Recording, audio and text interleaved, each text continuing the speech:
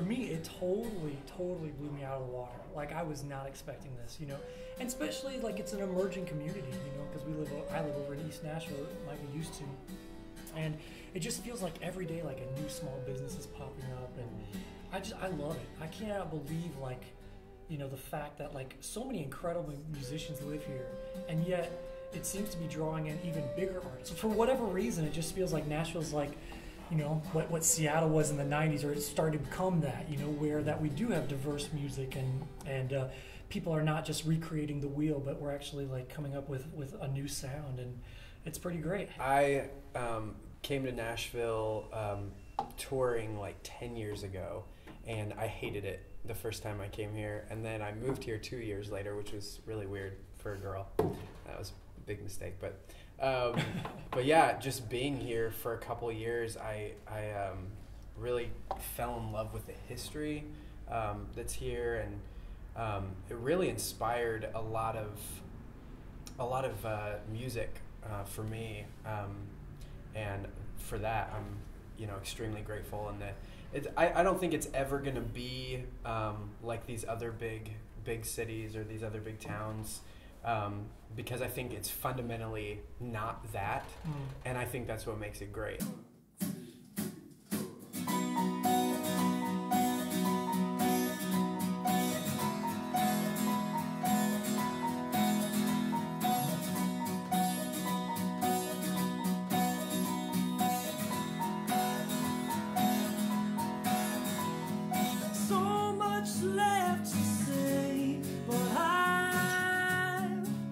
Got nothing.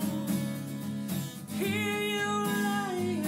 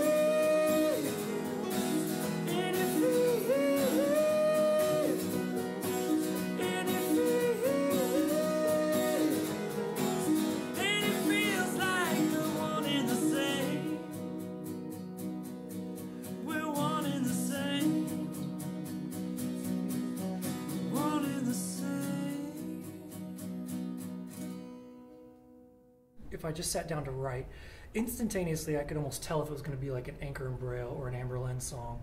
And so over time, I just began to, put these songs aside. I would show Amber Lynn, and they'd be like, well, it doesn't really sound like us, But I loved them so much that I needed an outlet for them. So that's how Anchor and Braille kind of started to develop. And since then, I still do primarily I do the songwriting for Anchor and Braille even now. But, this is the first record that I've actually had Micah join me. And so he's done some songwriting on this. But what I love about it, the process, is that it's Micah's kind of the filter as far as like, I'll sit down and I'll write something and I'll hand it off to him. And I feel like why this works so well is because he kind of almost translates it or like interprets it, what the song should sound like, So it's been an amazing process. I mean, just to watch him take the songs and then hear kind of like his interpretation or his translation of it all, it's incredible.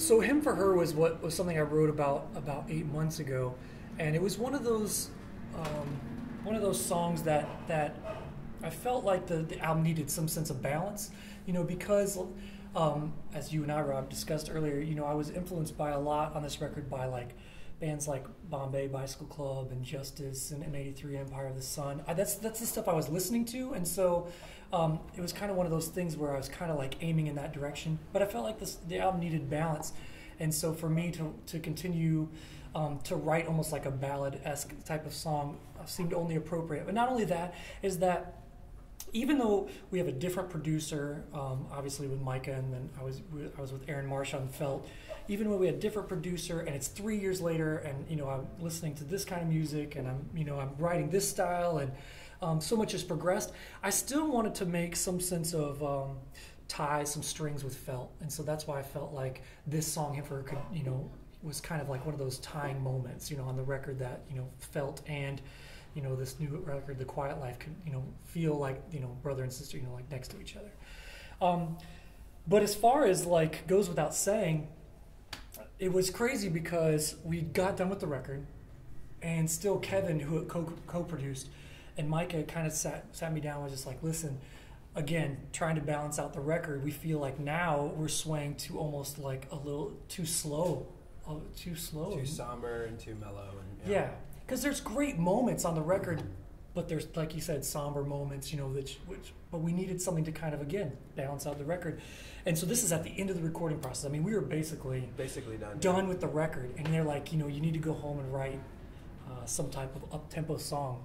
And I went home, and this has only happened like 2 or 3 times in my entire life that I sat down at the piano, and it just came. Like the song came, the lyrics came right away. The beat, everything just within an hour, or maybe 2 hours, I had the song to you. Yeah. And I was just, because I was that excited about it, I just felt like this is, it was a pretty magical moment for me. Turns out, like, that was one of their favorite songs on the entire record, and musically, it is my favorite song on the record. The breakdown and the not djembes. I always say that. The timbales. We added timbales and congos, and then just that, even the guitar solo on there, it's so. It's just perfect. It just seems to fit, that song perfect. And so, but it was one of those processes. It was like this moment of catharsis just hit, and then it was, I don't know, it was, and it turned out like that was one of the label's favorite songs, and so, supposedly the first single. Not that this will ever see the radio, but if it ever does, this will be it. Whatever single means nowadays.